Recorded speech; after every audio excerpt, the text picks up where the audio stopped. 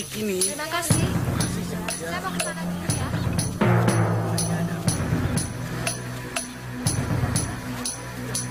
Kelihatannya sayurannya bagus banget. Loh, Galuh, sini.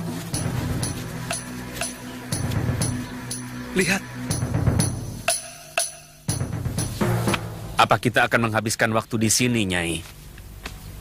Atau mungkin Nyai ingin memiliki padepokan Halimun Peta ini? Saya akan terus Dewi menunggu di sini. Sintawati dan Aji Saka Sampai berdiri di perempuan liar tengah-tengah itu pulang. padepokan Halimun Petak, dikelilingi oleh para penghuni padepokan yang penasaran dengan kedatangan mereka. Suasana padepokan yang biasanya tenang dan damai kini dipenuhi dengan ketegangan. Apa yang kalian cari di sini? Tanya salah satu penghuni padepokan dengan nada yang tidak ramah. Kami hanya ingin mencari informasi, jawab Dewi Sintawati dengan tenang. Tapi kalian tidak memiliki izin untuk berada di sini, kata penghuni padepokan lainnya.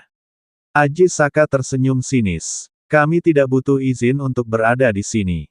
Kami datang untuk mencari kebenaran. Penghuni padepokan itu tidak senang dengan jawaban Aji Saka dan mulai mengancam mereka. Dewi Sintawati dan Aji Saka tidak gentar dan siap untuk melawan jika perlu. Tiba-tiba, pimpinan padepokan muncul dan memberi isyarat kepada para penghuninya untuk mundur. Cukup, kata pimpinan padepokan dengan suara yang tegas. Para penghuni padepokan itu mundur dan memberi jalan kepada Dewi Sintawati dan Aji Saka untuk berbicara dengan pimpinan padepokan. Kalian ingin tahu apa yang terjadi di sini? Tanya pimpinan padepokan dengan senyum. Dewi Sintawati dan Aji Saka mengangguk.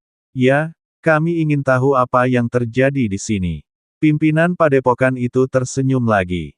Tapi sebelum itu, mari kita selesaikan pertarungan ini terlebih dahulu. Dewi Sintawati dan Aji Saka terkejut. Pertarungan? Tanya Dewi Sintawati. Pimpinan padepokan itu mengangguk. Ya, pertarungan antara kalian dan para penghuni padepokan ini.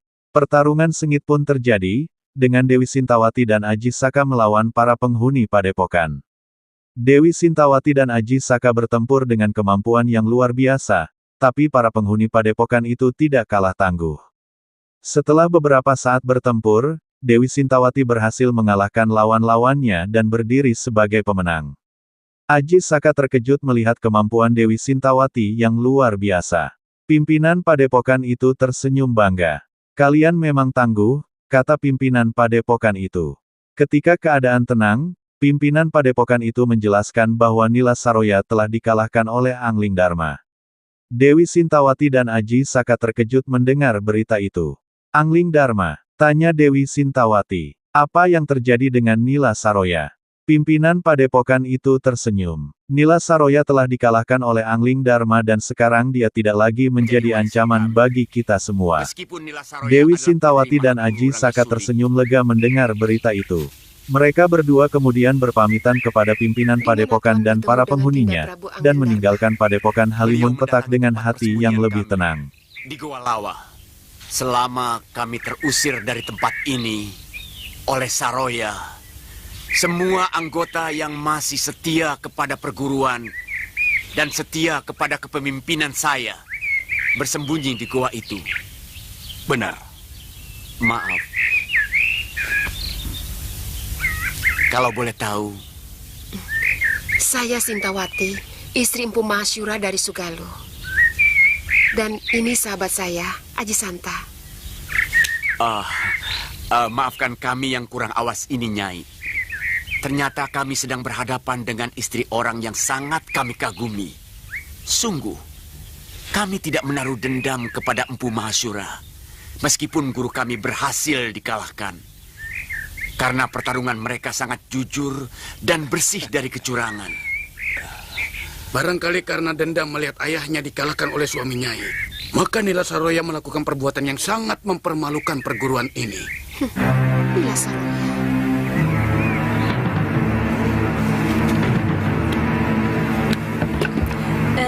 Kelihatannya orang jauh. Ya, Suliwa dan Galuh Parwati duduk di Kami warung dari makan, Mawapati. menikmati makanan yang lezat dan hangat. Mereka berdua sedang membicarakan rencana mereka untuk mengunjungi perguruan Halimun Petak. Tiba-tiba, seorang pria bernama Mitra mendatangi mereka. Apa yang kalian bicarakan? Tanya Mitra dengan nada yang curiga.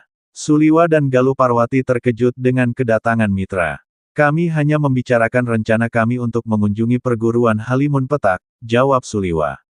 Mitra mengerutkan keningnya. Perguruan Halimun Petak. Apa yang kalian cari di sana? Galuh Parwati tersenyum. Kami ingin tahu lebih banyak tentang perguruan itu. Mitra tidak senang dengan jawaban Galuh Parwati dan mulai mengacaukan makanan mereka. Suliwa dan Galuh Parwati tidak terima dan berusaha mempertahankan makanan mereka. Pertengkaran pun terjadi, dengan Mitra berusaha mengambil makanan mereka dan Suliwa serta Galuh Parwati berusaha mempertahankannya. Mereka bertiga akhirnya berkelahi di warung makan, membuat suasana menjadi kacau. Setelah beberapa saat berkelahi, mereka bertiga akhirnya memutuskan untuk mengunjungi perguruan Halimun Petak bersama-sama.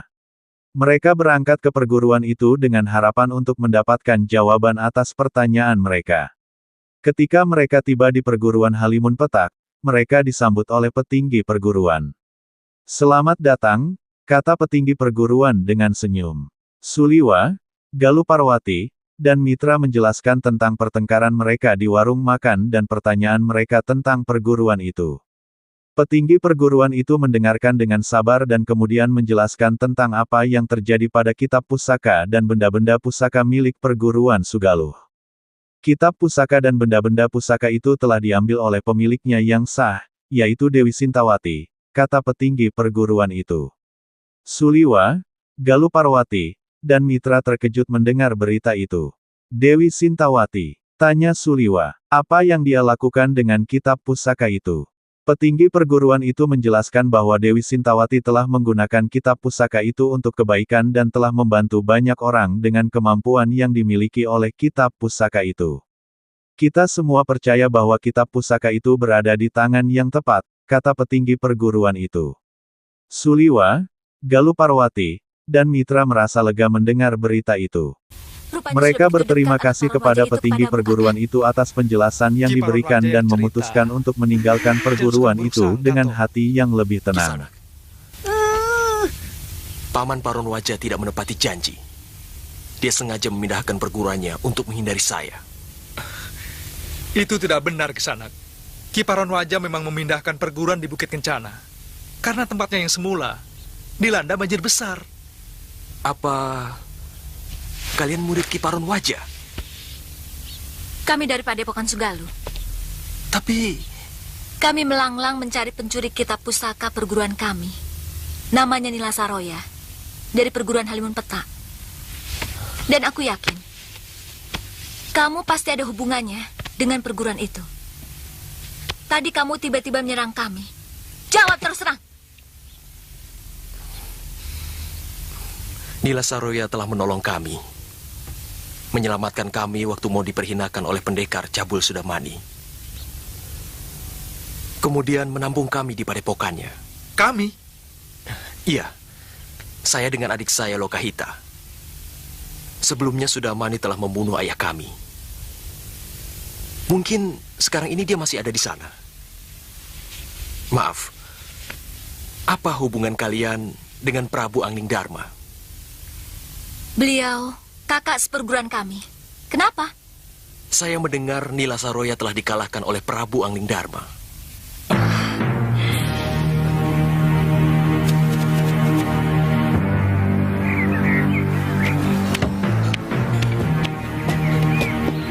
Kuda-kudanya agak rendah sedikit.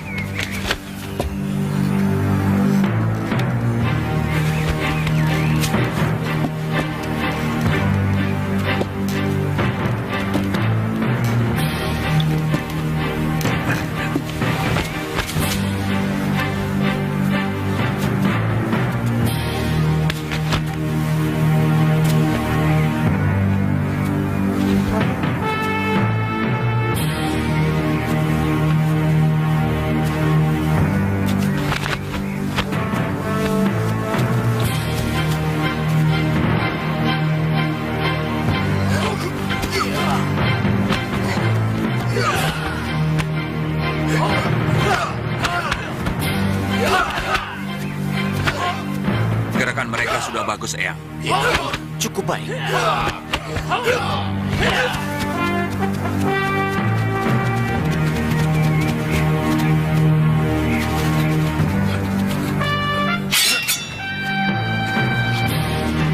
kami mau bertemu guru kalian. Siapa kalian?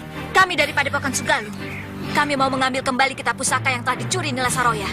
Silakan tuan-tuan menunggu di sini. Kami akan laporkan kepada Mahaguru Yatindra.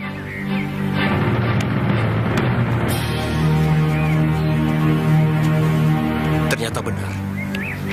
Nila Saroya telah digantikan oleh orang lain. Semua keadaan telah berubah. Dan murid-muridnya tidak saya kenal. Kita temui mereka di halaman rumah induk Padepokan. Loh, kita utamakan bicara baik-baik. Jangan terlalu menuruti hawa nafsu. Lalu,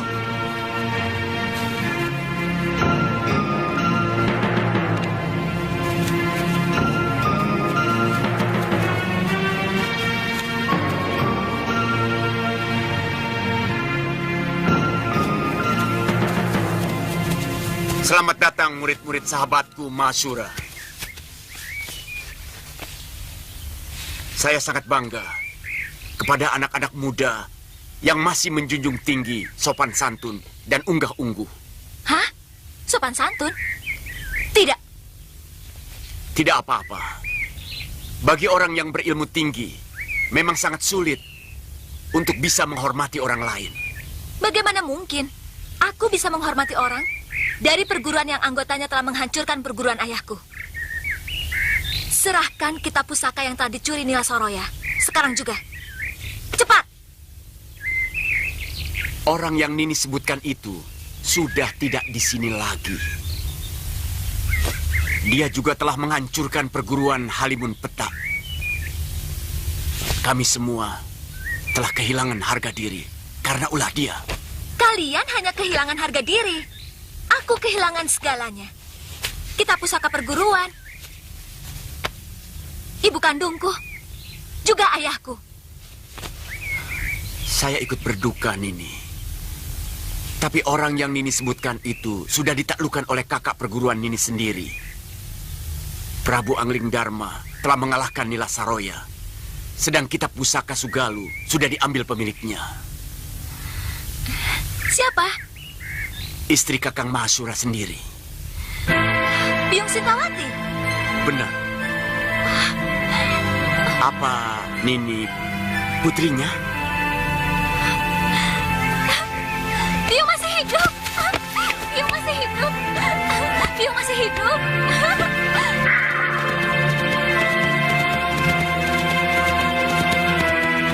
Galuh Parwati dan Suliwa kembali ke Padepokan Sugaluh, berharap untuk menemukan jawaban atas pertanyaan mereka.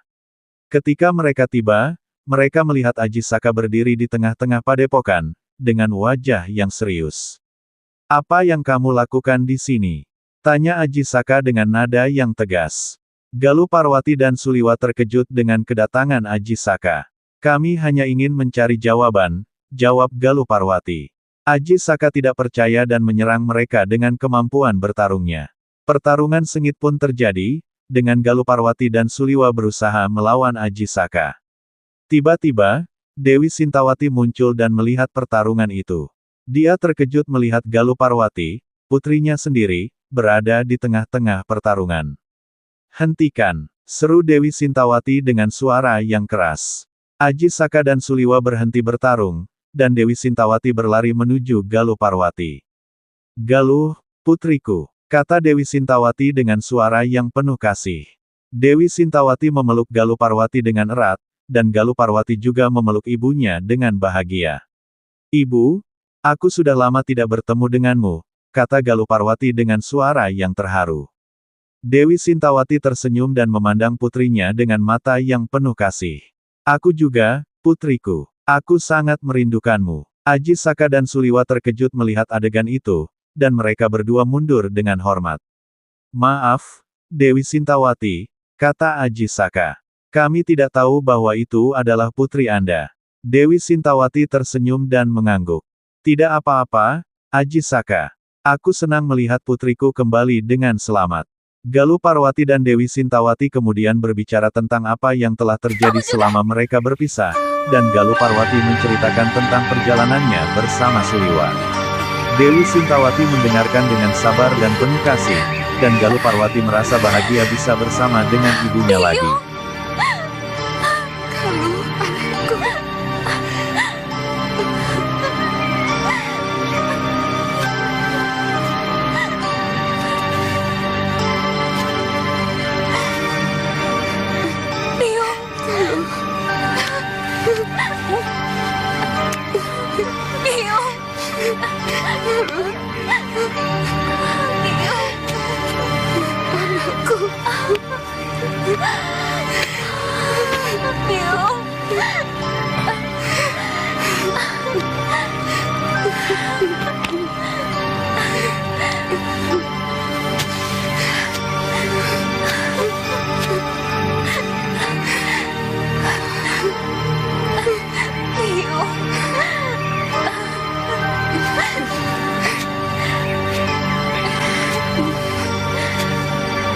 Nyai Dewi,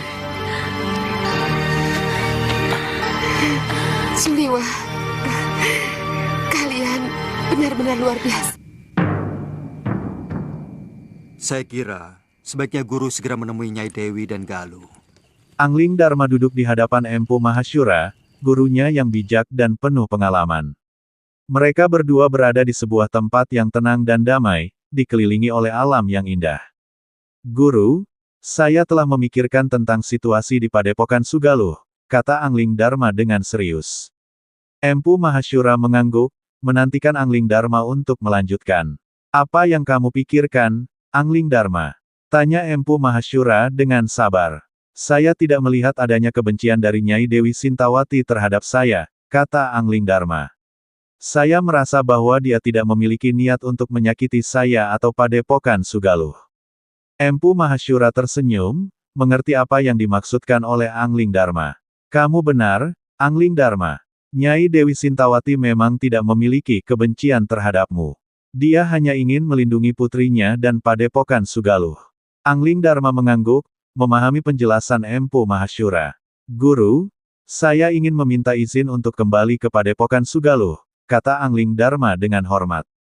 Empu Mahasyura mengangguk, menyetujui permintaan Angling Dharma. Baiklah, Angling Dharma, kembali ke Padepokan Sugaluh dan jaga hubungan baik dengan Nyai Dewi Sintawati dan putrinya. Angling Dharma tersenyum, merasa lega dan bahagia. Terima kasih, Guru. Saya akan mengikuti saran Anda. Empu Mahasyura tersenyum kembali, merasa bangga dengan muridnya yang bijak dan penuh pengertian. Saya percaya padamu, Angling Dharma. Kamu akan membuat keputusan yang tepat. Nantinya pasti akan kembali di saat waktu yang tepat. Tapi pada saat yang paling tepat. Jadi kemana? Kalau saya ingin menemui guru, sewaktu-waktu. Saya tidak akan jauh dari Padepokan, Dinda Prabu.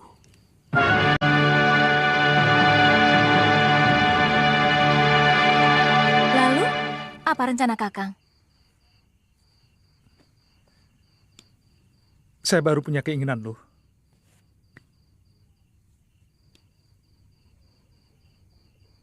Saya ingin kembali menjadi seorang tabib.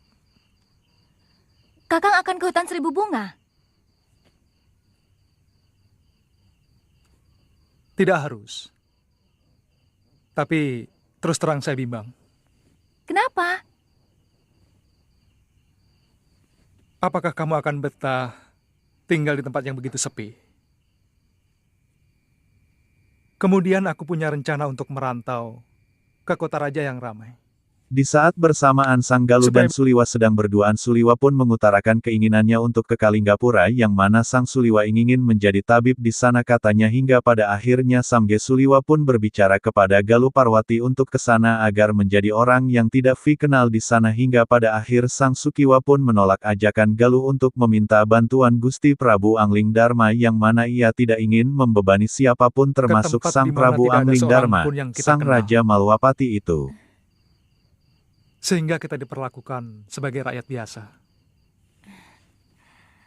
Aku selalu kagum padamu, Kakang. Mungkin saya akan ke sana sendirian dulu untuk menjajakan. Kalau sudah punya tempat berteduh,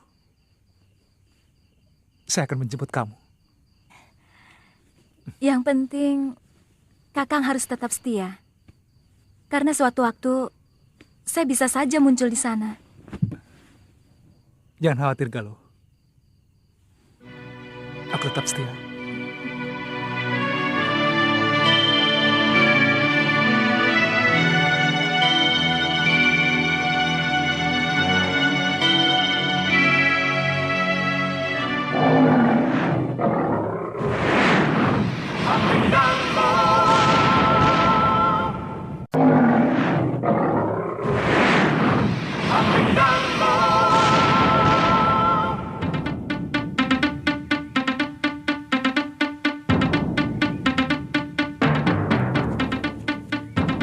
Ayo, Tuan. Aji Saka tiba di padepokan Gunung Kencana, tempat di mana anaknya, Kalyana Tantri, tinggal. Dia berharap untuk bisa bertemu dengan anaknya dan memperbaiki hubungan mereka. Ketika dia tiba di padepokan, dia melihat Kalyana Tantri sedang berbicara dengan Aditya.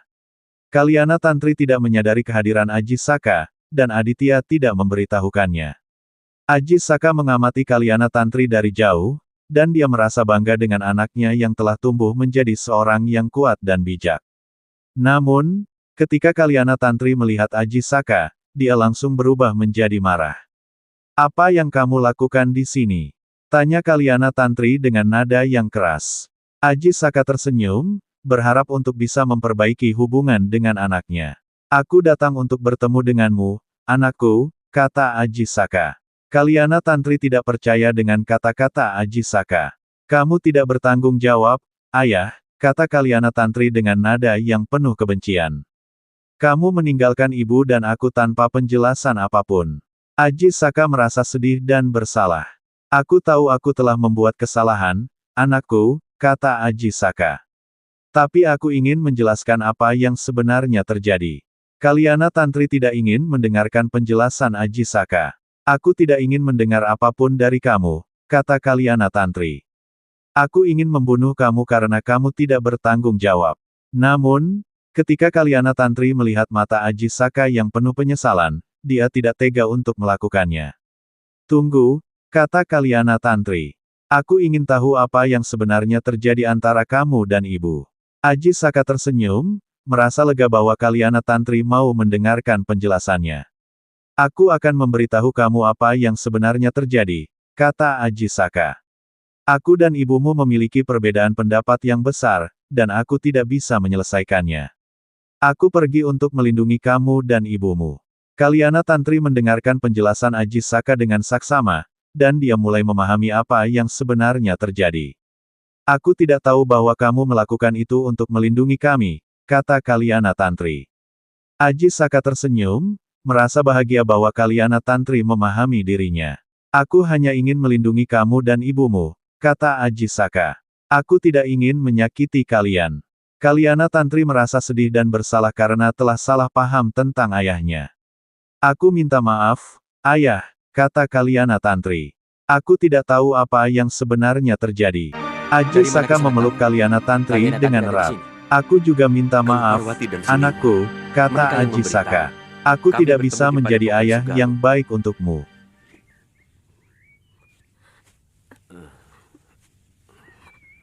Tunggu.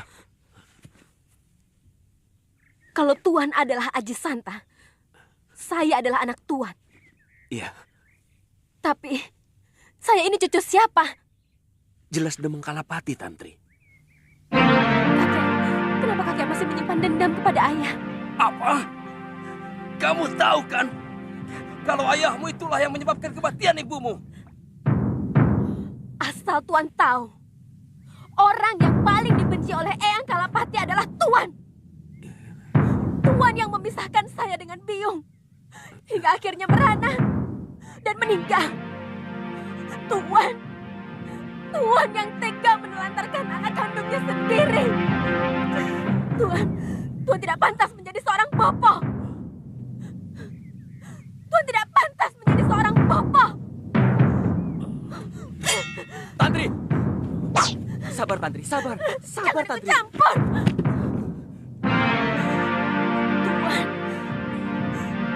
Tuan harus dibasmi. Tuan pantas mati. Tantri, jangan!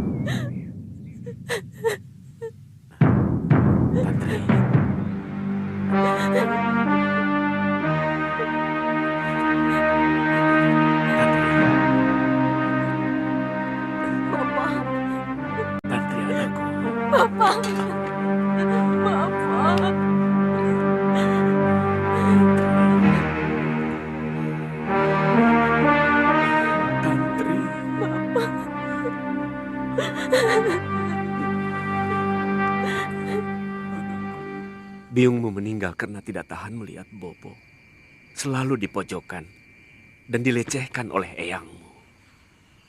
Sebenarnya Bopo ingin sekali membawamu meninggalkan Pulau Momongan. Tapi Bopo mencemaskan keselamatanmu.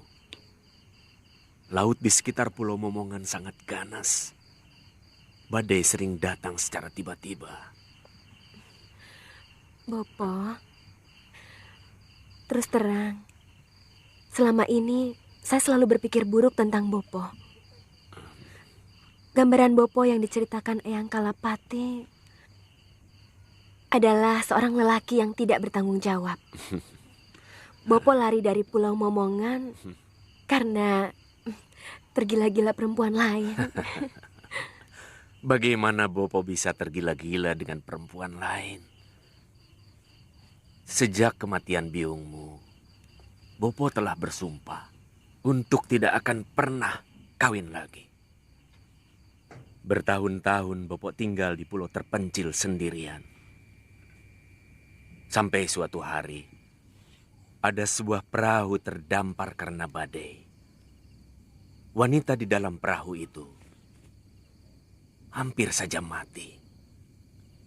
Ternyata wanita itu adalah istri Empu Mahasyura, Mahaguru dari Padepokan Sugalu.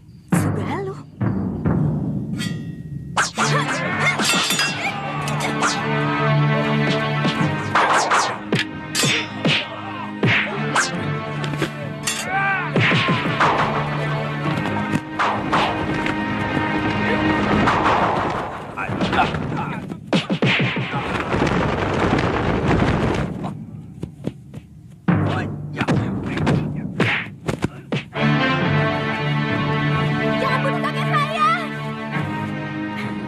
Wanita itu Ibu Galuh Parwati, Bopo. Galuh Parwati itu yang pernah datang ke Pulau Momongan untuk mencari ibunya. Iya, Bopo mengantar wanita itu. Maka sampai di tanah Jawa ini. Oh, rupanya semua ini karena tangan dewa yang telah mempertemukan kita. Bopo.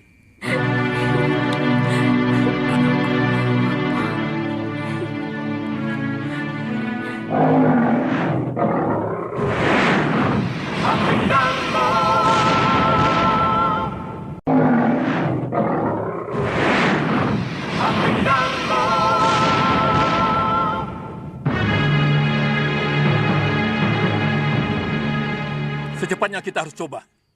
Jangan terlalu berani untuk coba-coba, Gusti. Hah? Dengan kekuatan penuh pun, belum tentu kita akan sanggup menaklukkan Kalinggapura. Giriwara duduk Apalagi di kalau ruangannya, kekuatan kita pecah dikelilingi menjadi oleh dua. para bawahan setianya. Dia sedang merencanakan strategi untuk membasmi Adipati Menak Prabangkara, musuh lamanya. Apa rencana kita untuk menghadapi Adipati Menak Prabangkara? Tanya salah satu bawahan Giriwara. Giriwara tersenyum, yakin dengan rencananya. Kita akan menyerang Adipati Menak Prabangkara secara tiba-tiba, ketika dia tidak siap, kata Giriwara. Kita akan menggunakan kekuatan kita untuk mengalahkan dia dan pasukannya. Tiba-tiba, Daneswara, adik Giriwara, memasuki ruangan. Kakak, aku ingin berbicara denganmu tentang rencana ini, kata Daneswara dengan nada yang serius.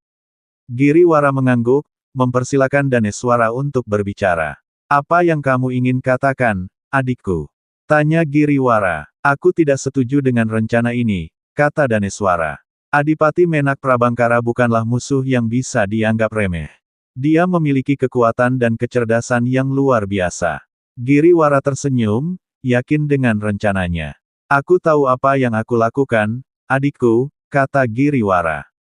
Aku telah merencanakan ini dengan baik. Daneswara tidak yakin dengan jawaban Giriwara. Kakak, aku khawatir kamu akan menyesal jika kamu tidak mempertimbangkan pendapatku, kata Daneswara. Giriwara mengangguk, mempertimbangkan kata-kata Daneswara. Baiklah, adikku, kata Giriwara. Aku akan mempertimbangkan pendapatmu. Tapi aku tetap yakin bahwa rencana ini akan berhasil. Daneswara tidak bisa berbuat apa-apa selain mempercayai kakaknya. Aku hanya ingin kamu berhati-hati, kakak, kata Daneswara.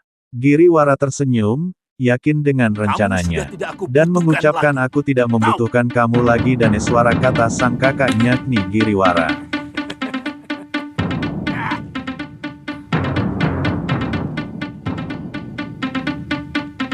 Giriwara, semoga Dewata mengutuk semua perbuatanmu. Terkutuk kau!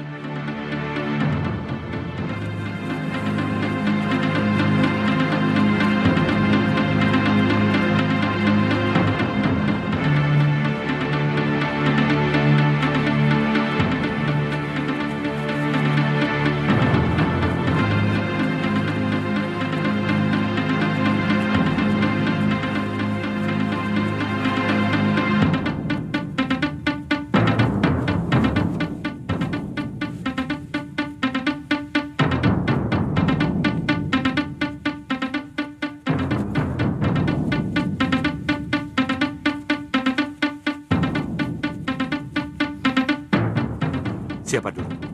Aku duluan, Ki.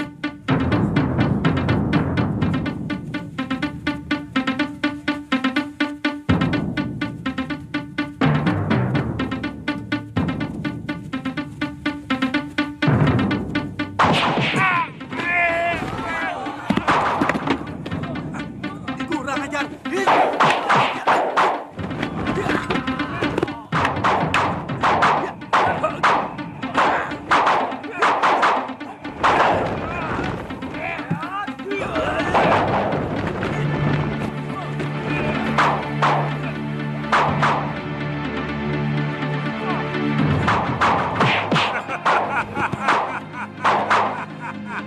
Suliwa sedang berjalan-jalan di pasar, menikmati suasana yang ramai dan beragam jenis makanan yang dijual. Tiba-tiba, dia melihat Citra Gencing dan Kilegawa membuat keonaran di kota Raja Kalinggapura. Citra Gencing dan Kilegawa sedang mencari masalah dengan penduduk setempat, dan Suliwa tidak bisa membiarkan hal itu terjadi. Dia memutuskan untuk melawan Kilegawa dan Citra Gencing. Suliwa mendekati Kilegawa dan Citra Gencing, dan langsung menyerang mereka. Kilegawa tersenyum, yakin dengan kekuatannya. Kamu tidak akan bisa mengalahkan aku, kata Kilegawa. Suliwa tidak gentar, dan terus menyerang Kilegawa dengan kemampuan bertarungnya. Namun, Kilegawa terlalu kuat, dan Suliwa tidak bisa mengimbanginya. Setelah beberapa saat bertempur, Suliwa akhirnya kalah dan terjatuh ke tanah. Kilegawa tersenyum, merasa puas dengan kemenangannya. Kamu tidak cukup kuat untuk mengalahkan aku, kata Kilegawa. Kilegawa kemudian membawa Suliwa ke suatu tempat yang tidak diketahui. Suliwa tidak bisa berbuat apa-apa selain mengikuti Kilegawa, karena dia tidak memiliki kekuatan untuk melawan. Ketika mereka tiba di tempat itu, Suliwa melihat bahwa itu adalah sebuah gua yang gelap dan sunyi. Kilegawa melemparkan Suliwa ke dalam gua, dan Suliwa terjatuh ke tanah. Kamu akan tinggal di sini sampai aku memutuskan apa yang akan aku lakukan denganmu, kata Kilegawa dengan nada yang dingin. Suliwa tidak bisa berbuat apa-apa selain menunggu dan melihat apa yang akan terjadi selanjutnya. Dia berharap bahwa ada seseorang yang akan datang untuk menyelamatkannya.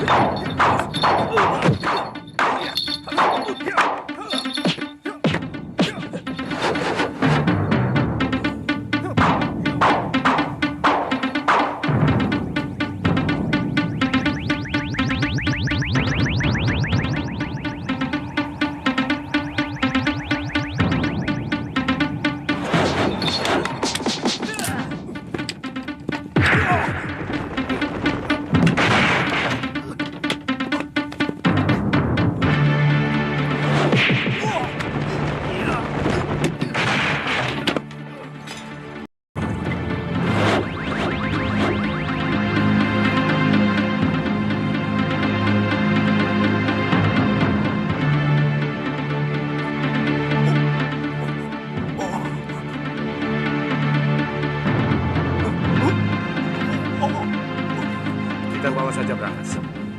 Mumpung kita cuma berdua. Iya. Akhirnya kita juga yang mendapatkan titisan Betara Surya ini, Genjing.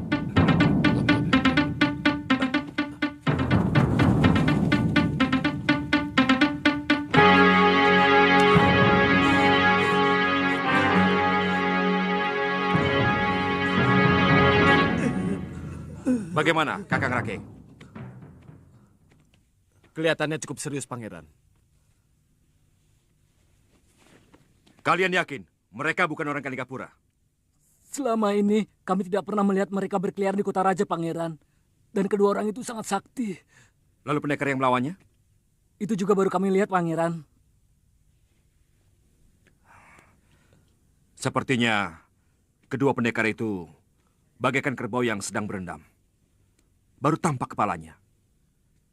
Saya yakin masih ada badannya yang tersembunyi di dalam air. Maksud Pangeran, ada kelompok tertentu yang sengaja mau membuat keonaran di kota raja. Ya. Tentang siapa-siapa mereka, kita harus segera tebarkan telik sandi. Pawan Adipati Prabakara harus segera dihubungi. Baik, Pangeran. Dan kalau keadaan sudah semakin gawat, hubungi juga Paman Prabu Angling Dharma. Maksud Pangeran, ada kemungkinan terjadi pemberontakan. Iya. Dan kita harus selalu waspada. Itu akan jauh lebih baik.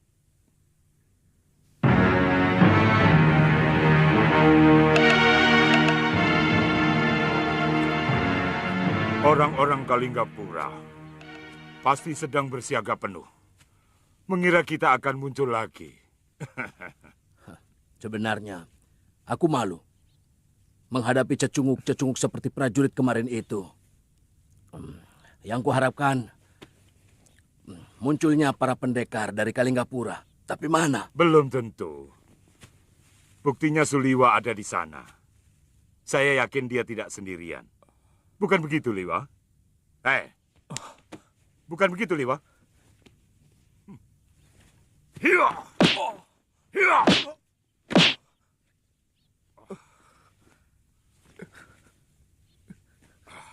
Katakan, siapa saja pendekar yang ada di Kalinggapura? Saya tidak tahu.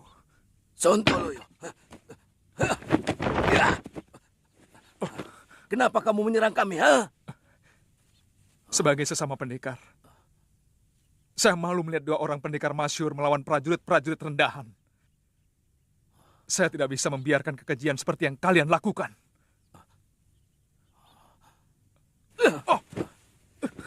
Hebat. Rupanya kamu ingin disebut pahlawan di negeri Kalinggapura. Kenapa kalian memperlakukan saya seperti ini? Saya juga pendekar. Akan lebih terhormat kalau kalian membunuh saya. Jangan ngawur. Hanya pendekar tolol yang mau melepaskan titisan Batara Surya yang sudah ada dalam genggamannya. Itu omong kosong. Saya sendiri tidak pernah merasa sebagai titisan Betara Surya. Sungguh.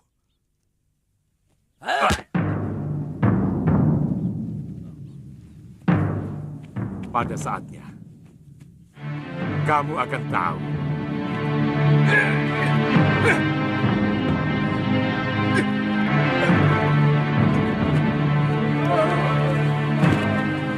Paman, coba tolong tangani masalah keracunan ini ya.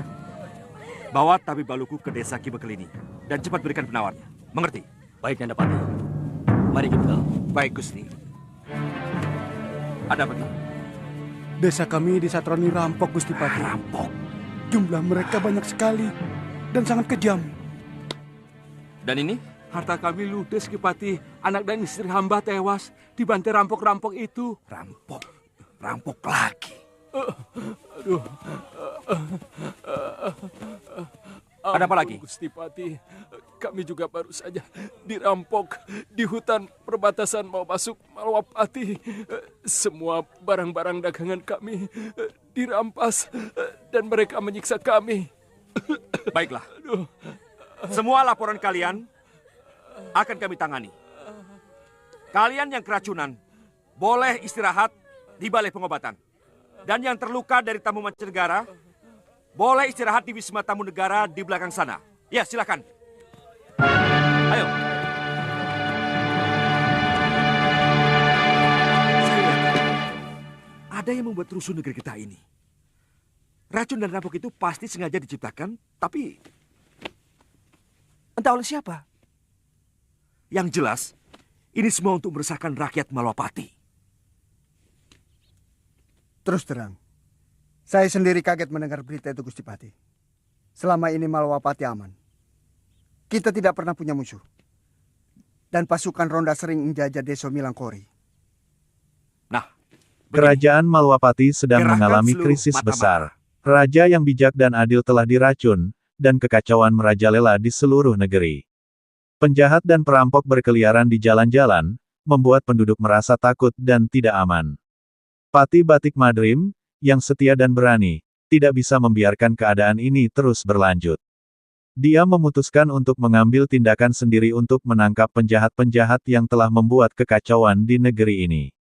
Malam itu, Pati Batik Madrim memutuskan untuk melakukan ronda malam sendirian. Dia ingin melihat sendiri siapa yang melakukan kejahatan ini dan menangkap mereka. Dia berjalan di pinggiran hutan Malwapati, tempat yang terkenal sebagai sarang penjahat. Ketika dia sedang berjalan, dia melihat ada aktivitas manusia di kejauhan. Pati Batik Madrim segera menghampiri tempat itu dan melihat bahwa ada sekelompok orang yang sedang berkumpul. Mereka tampaknya sedang merencanakan sesuatu. Pati Batik Madrim tidak ingin mengganggu mereka saat itu juga.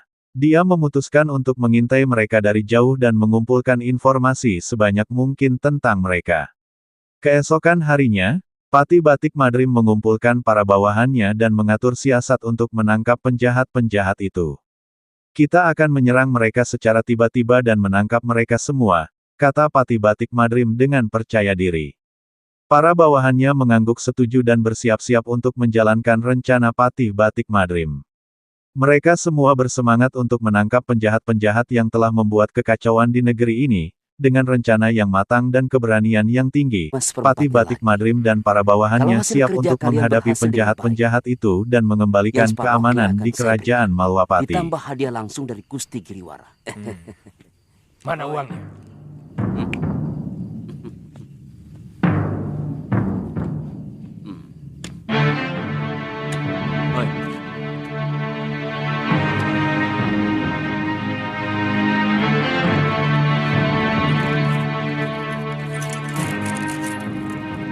Saya peringatkan, jangan ada satupun anak buahmu yang keluyuran. Kita harus menjaga kewaspadaan. Sebab, satu saja yang tertangkap, kita akan habis.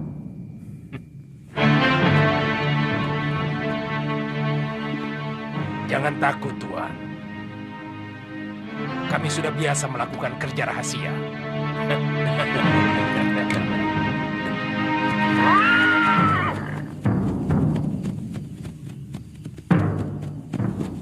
Tunggu. Kalian tidak usah turun. Bagaimana? Seluruh demang dan bekal sudah kami beritahu, Gusti Pati. Bagus. Mulai besok pagi, siapapun yang masih berada di Jalan Kota Raja, langsung tangkap dan penjarakan. Dia patut dicurigai. Mengerti? Siap, Gusti Pati. Sudah, jalan. Bagaimana dengan orang-orang Habib Baluk? Masih ada 6 sumur penduduk yang airnya belum diperiksa dan dibersihkan dari racun. Ya. Perintahkan supaya mereka semuanya mengenakan pakaian prajurit. Termasuk Habib Baluk sendiri. Baik, Gusti.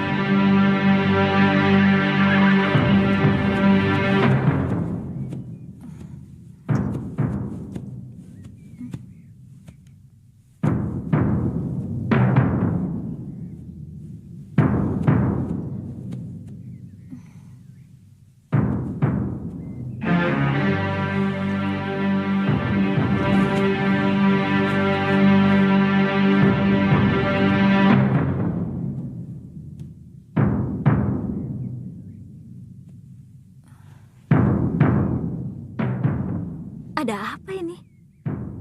Tidak biasanya kota ini sepi. Apa memang ada upacara nyepi?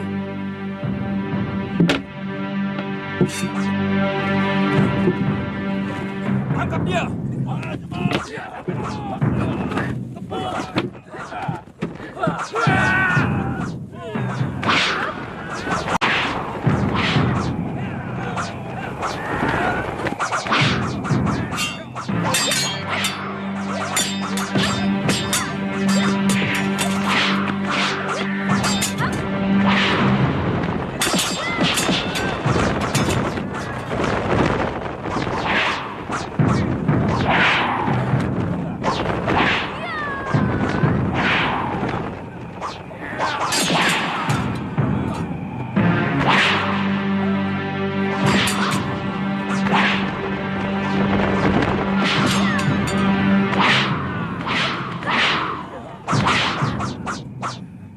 Hentikan!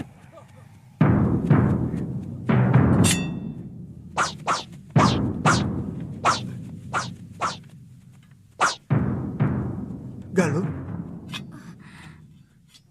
Paman Dharmayuda? Kenapa para prajurit menyerang saya? bawakan kuda ini Galuh kemari. Lebih baik kita segera ke Kedaton ini. Nanti saya ceritakan segala sesuatunya. Sudah 2 sasi ini, Dinda Prabu meninggalkan Malapati.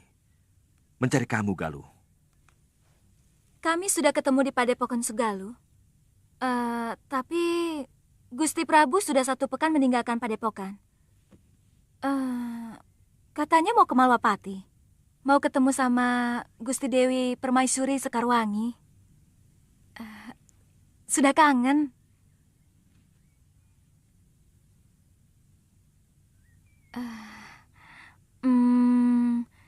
Kenapa kota raja ini begitu sepi, Gusti Patih?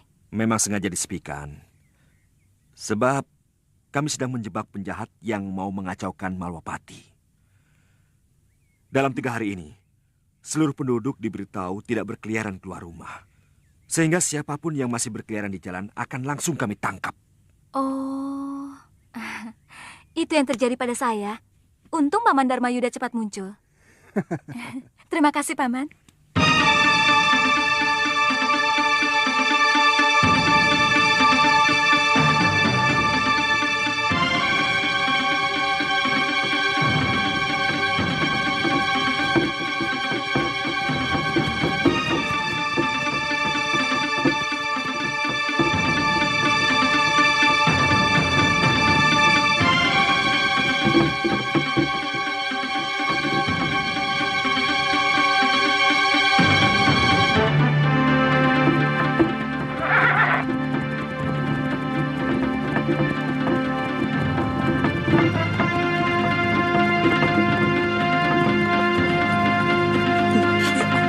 Mana Ki Bungur? Di sana. Ki Bungur, ada saudagar yang melintas dari arah Tuban. Mereka membawa 2 gerobak berisi barang dagangan. Kalian dengar semuanya ya. Tidak boleh ada gerakan apapun dalam 1 pekan ini. Mengerti?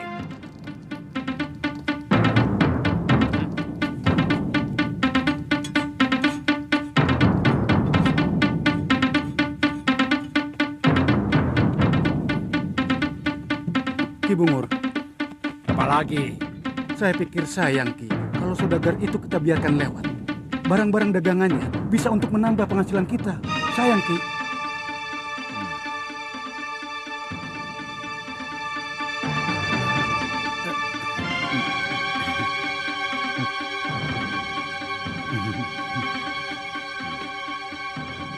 Berapa orang kekuatan mereka? Paling banyak 9 orang Ki.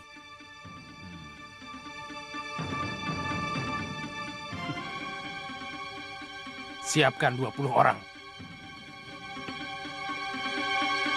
Dan cegat mereka di pertigaan Ringin Kembar. Jalan!